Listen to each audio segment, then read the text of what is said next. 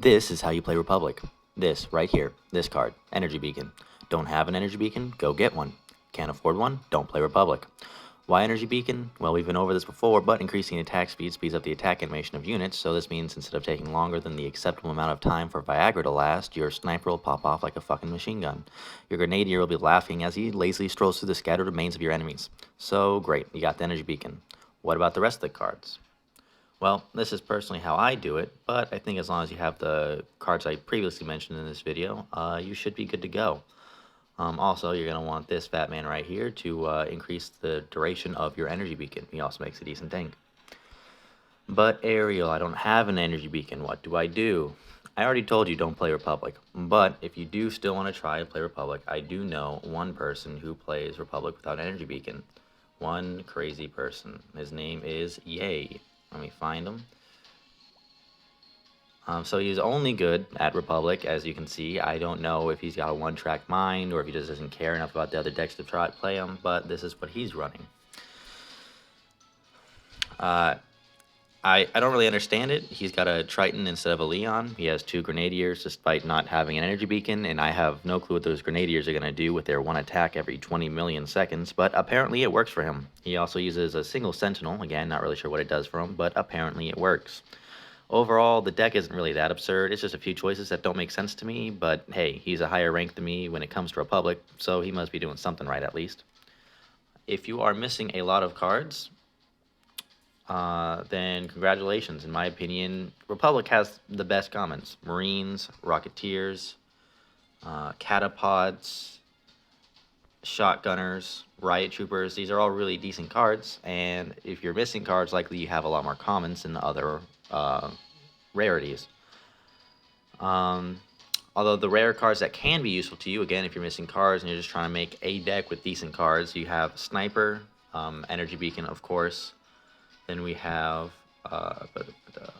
Vindicator, Demolisher, and Adrenaline, and Carpet Bombing. These are all very useful rare cards that are not bad to have in a deck.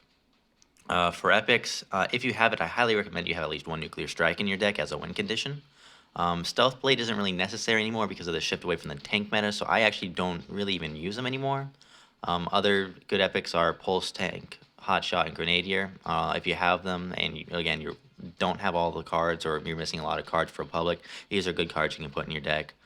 And again, if you're struggling to get cards, then you can literally throw any legendary you have into your deck, and it won't adversely affect your deck. All the legendaries that are available to Republic are not terrible, so, well, yeah. So before Diamond, you don't really have to worry much about deck composition. You can get into Diamond purely with superior decision-making and good resource management. Once you do get into Diamond, you can still climb without a great deck composition, but it will start to get harder. Once you hit Master, the way the game's played changes quite a bit, and you'll have to be a lot more mindful about hand management, which deck composition takes a part in. But until then, you should be free to really just use whatever you enjoy playing and be able to climb quite a bit. So I'm going to do what I did in the previous session with this, and I'm just going to play a couple of games and explain my thoughts while I'm playing. A lot of people like to do replays and talk about the replays after the fact, but I find it's a lot easier to explain things as I'm doing them and the decisions I'm making as I'm making them rather than try to explain them retroactively. Plus, if I lose, you guys get to see me make a fool of myself, so it's a win-win, really. Normally at this time of day, matchmaking doesn't take too long, so I'm hoping it's not going to be like 5 minutes from now before I find a match and I have to figure out what to fill with 5 minutes, or maybe I'll just cut this out of the video, who knows, I don't know. So I want to talk about the meta shift a little bit. So really the only thing that's caused this is the Faceless Saint nerf. There's a couple of people who are fairly high ranking that, we've been talking on the Discord and whatnot, and they've been saying that they're using Faceless Saint and that it's actually not that different from what it used to be. But I haven't had any issues at all, like even less than normal, dealing with Faceless Saint lately. So I got rid of the Nuclear Strike because it's a win condition. I don't want it in my starting hand. Got rid of the Engineer because I have nothing for the Engineer to heal aside from my Guardian. I got rid of the Tadakatsu just because I needed more options in my hand, but I did not get those. This is just a worse version of my starting hand. I need to play something, so I guess I'll play the Hot Shot. Oh, and I drew the Tadakatsu anyways. Alright. Rocketeers isn't a terrible card for me to go against with a Hot Shot. Free real estate. Actually, it's going to die. Oh, no, barely lived. Get a Tadakatsu ready in case he plays something big. That's good enough. The Hot Shot had already gained a lot of damage from attacking, so I figured if he didn't have enough soul to continue to play cards, I could get an easy win just off of the Hot Shot steroid. Which it worked out for me. Alright, that was a very terrible example of how to play. Well, I mean, there were some... I made good decisions during that. It was just the enemy made very poor decisions, which I guess you will face a lot when you're playing, especially at lower levels. You're probably one of the people, if you're still in gold or lower, you're probably one of the people that just make poor decisions, which is why I like to do this where I play and I explain my decision making, because that's really a huge part of this game, is just how to make decisions. Oh, it's King Russ. We play all the time. He's a very good player, so we'll get to see some better gameplay. This is a decent hand. Okay, I wanted an energy beacon, but that'll do. Oh, wow, he's up at 1400 now. All right. So I like to start with Rocketeers because it's a very versatile card. And if they survive, they have to be responded to because they outrange the enemy Guardian. They outrange the Guardian, so you have to respond to them. And they're good against a variety of cards, so it's a safe start. They also don't die outright to an AP strafing of the same level. Okay, so I'm just going to let that happen. Oh, play Shotgunner in the back. Oh, there's an energy beacon. So kind of an awkward time to play it, though.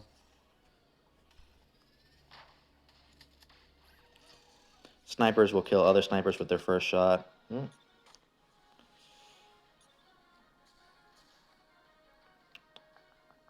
going to wait for them to target my Guardian and then deploy the Marines. Oh, perfect.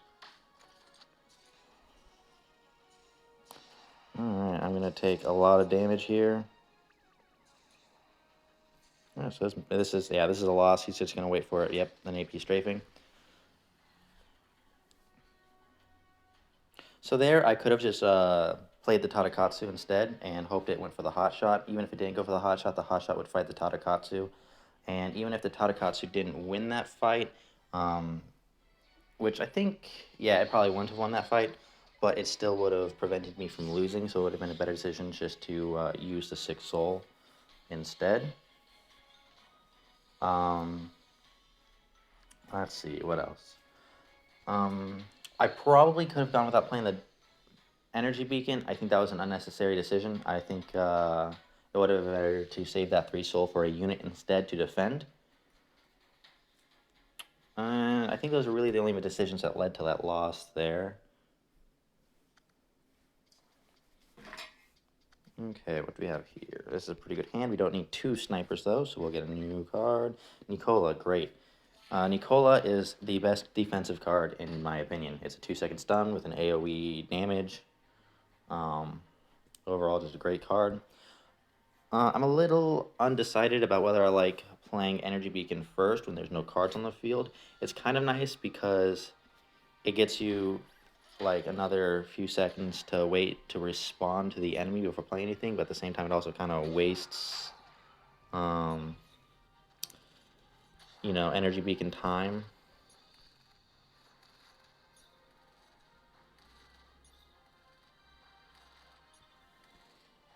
It could have been a decent time to play Hot Shot. No, the buff wouldn't have lasted. I'm going to play him for a little bit of frontline as well as his ability. Oh, bam. I wanted to play Sniper to get the but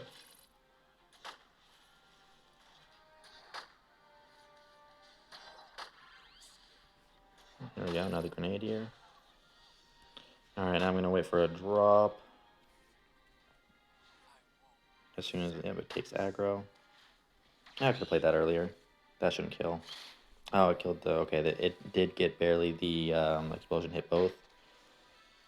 And that's it for him. But we did get a good 3,000 damage with just the Marine drop. You're gonna play the hot shot to defend.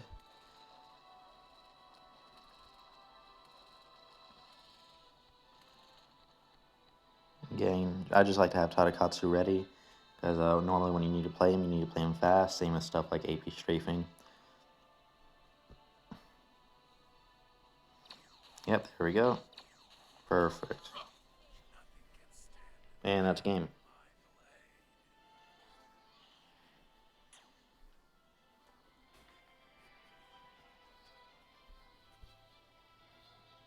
Alright, so I know there's a little scatterbrain of me, but I want to go back to the Face of Saint, the meta shift as to why stuff like Stealth Blade isn't used as often. So I left off with someone saying, one of I'll say colleagues, one of our fellow higher ranked players was testing them, and they said that for the most part they felt the same.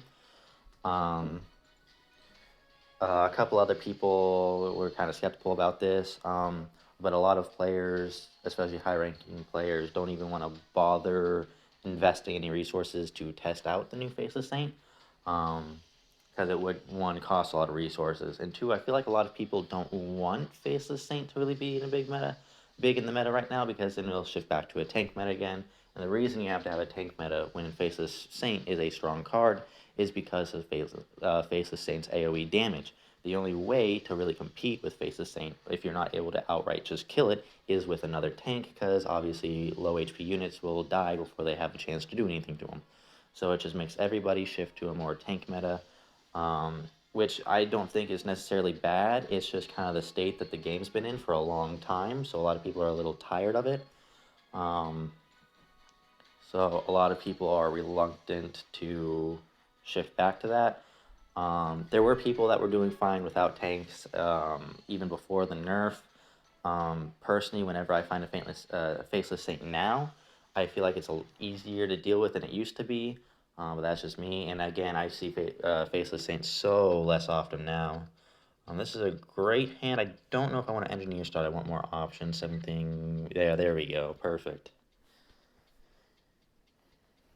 I don't think it would necessarily be a mistake to keep an engineer there, but I just felt a little limited in my options with both an energy beacon and a AP strafing in my hand. Don't get me wrong, AP strafing is great, but it's really for one specific situation, so I'll start with energy beacon. I want to get more information about playing this first. It's been working so far, even though, like, logically, I think about it and don't like it, but let's see if I can. Oh, unfortunate. I should still kill it first. Nope, okay.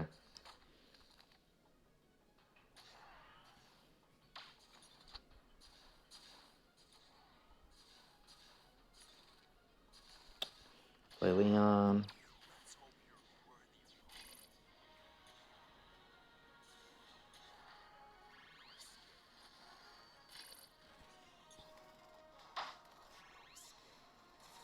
Let's see how many I get with that. Okay, I didn't kill the hot shot. That's a little unfortunate, but it's not too bad. We can just play Marines and they'll be able to kill it before any damage really happens. Yeah, I'll stick with that plan.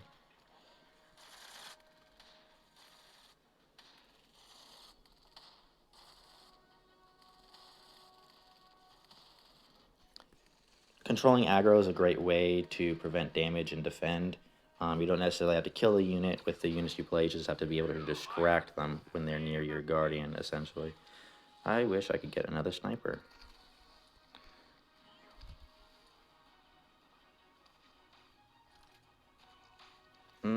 I failed. Damn. Yeah, you gotta be you gotta be fast.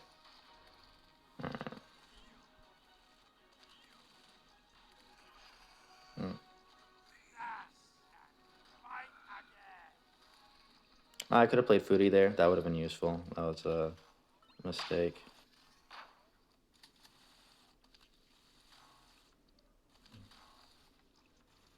Okay, perfect.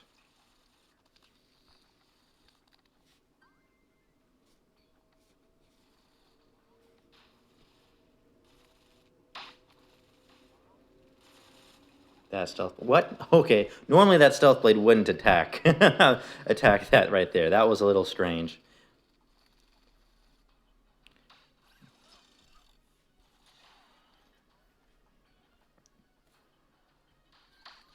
Oh, here we go. Oh, I do not know why I targeted my sniper. That is very strange.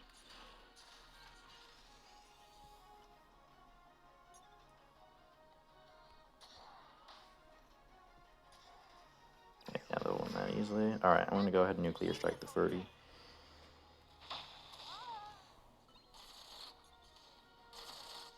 Okay. Since the shotgunner is dead, or was it engineer? I think it was a shotgunner. Flying engineer here. Not in time. Damn, the Marine targeted the... So if it takes aggro, I think I can win with this.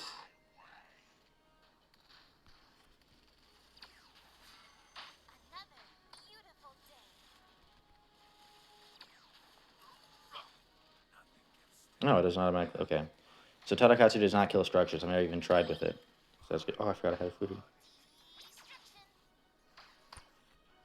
Ooh, played heal bots in front.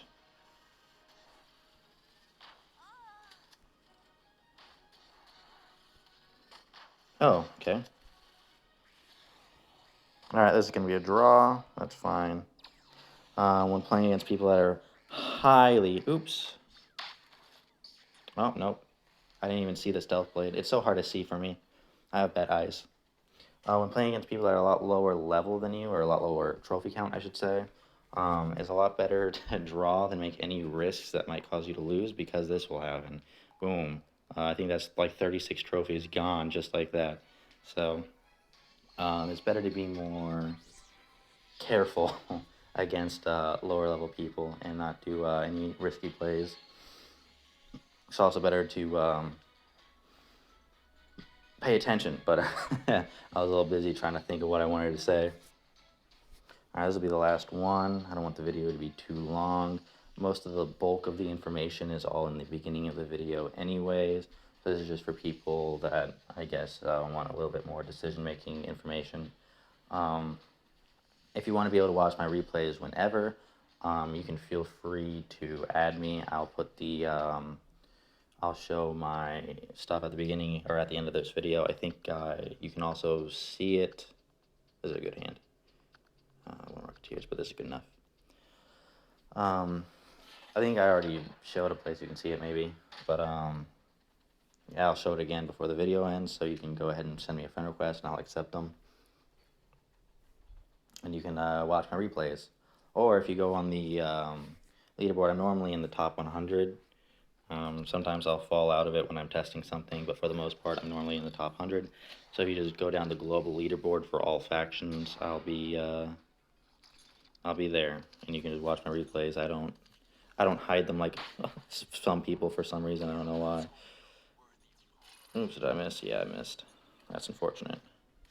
I don't want to play Marines because they'll just die. I can't play Nicola though.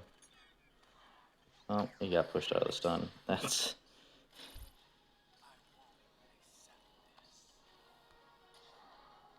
Okay, well that energy beacon's gonna die.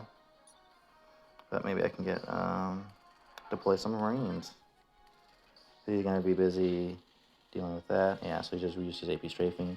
So unless he has another one, it's gonna be a decent amount of damage. Yep, he did have another one, but he missed, and that was 6 mana he just spent to stop that push. So we are at least even on soul now, and he has 2,000 HP, and I have almost 6,000. So I would say that's a pretty good trade. So the reason I don't play when it's neutral like this, nobody has any units on the field, I don't like to play until 10 mana just because, or soul I should say. I don't like to play until I have 10 soul because otherwise it lowers the amount of options I have. So if he plays something that's like a really good card for the situation, Um, hmm. Okay, it was not in the. Then I'll just have less options because I'll have less soul to deal with it. So it's just increases the chance of me losing just to like a specifically one good card. That's not something I'm about.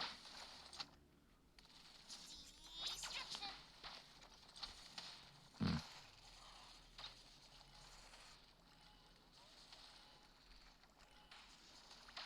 No. Okay. Bam. Like that. Okay. He misclicked that. That's unfortunate for him, but it doesn't matter. I'm actually gonna watch this replay to figure out why exactly I lost that. I think it's because I played the Marines after the shotgunner got up close. That's a 2 soul mistake. It might have been the reason I lost. I played it and immediately was like, oh no. Oops, that's not what I want.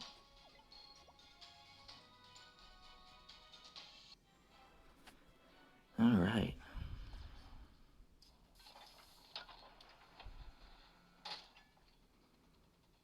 Play the energy beacon first, right? Place catapod. Missed the AP strafing. Here, I think I played Nicola. I should have saved the Nicola for a different situation. I could have just played the Marines, and spread them out properly so that they wouldn't get hit by Leon. That would have been a much better play and would have saved me 3 soul, and I still would have had Nicola for the push that he did later. Here I deploy Marines, that's fine. That was a fine play. Dies to do that, and I'm waiting for neutral again. I'm actually, I have 2 soul advantage on him. Play Shotgunner, it's really the only good card I had to play. I could have played Hotshot instead. It's not really a big thing though. This is fine. Yeah, here I play Marines. That was a bad mistake. I should have looked more carefully at the health of him.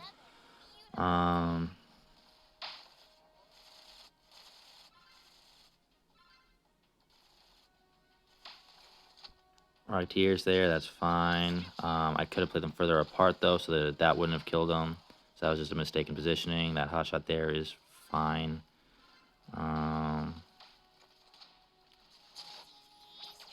Yeah, I just didn't have the options afterwards because I wasted my Nicola essentially. Okay. So yeah, stuff like that's also a good way to improve. When you lose, try to figure out why you lost, and prevent that mistake in the future. It's rarely, sometimes it will be stupid stuff like that one time that stealth blade killed my hot shot when it really wasn't in range to do so. The targeting can be a little weird sometimes.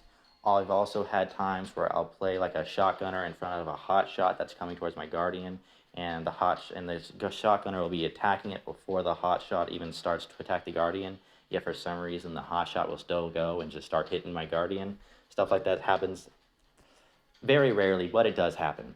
There's also sometimes you just get a really bad hand where you don't have any options to respond to something that the enemy did.